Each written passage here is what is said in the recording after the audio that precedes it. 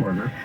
The Never Trumpers cost us the 2020 election because of the continuous bashing, and some of the people bought into it.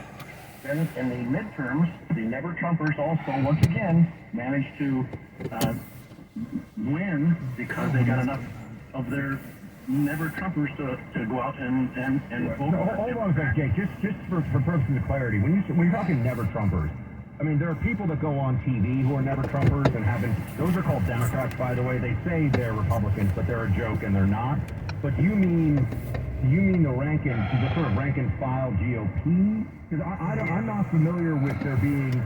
Well, I mean, I guess you could say there's some Never Trump Republicans, certainly in Arizona, and that was an issue because of the legacy of the McCain comments that Trump had made. So, well, the Bill Kristols of the world and all of that group that has spent millions of dollars against Donald Trump just so they can have their establishment and continue to go along the way they've been going along. I would never vote for another establishment. And I'll go on to say that the Never Trumpers are also going to cost us the next presidential election because without the Trump voter, no Republican can win.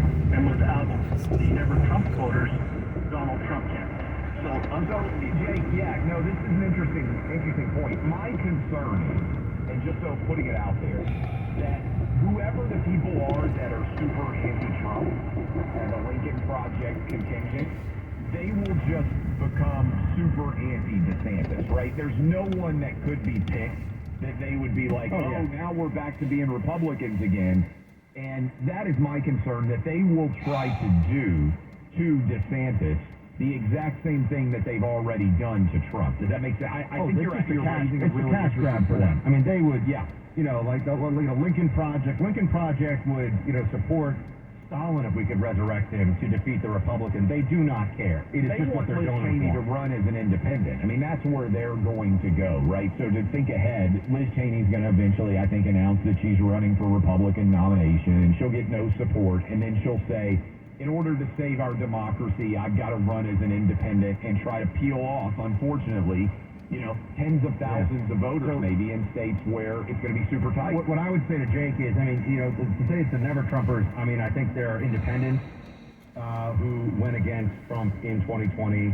I think that the anti-Trump vote was very strong in the major cities, obviously, and that was a look. There's a lot of things. Like we could do a whole 3-hour show just on all the different demographic and voting breakdowns of what happened in 2020, and then of course all the other stuff, the shenanigans around it all.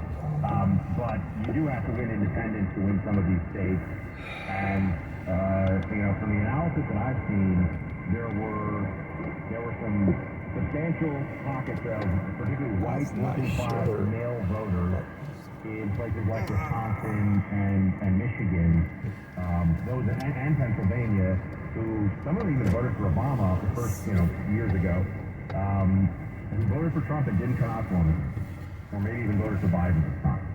So that's not really a Never Trumper, that's a swing voter. So, but I think Jake's analysis in terms of certainly the media component of Never Trump, I mean, they've just turned into a complete parody and joke.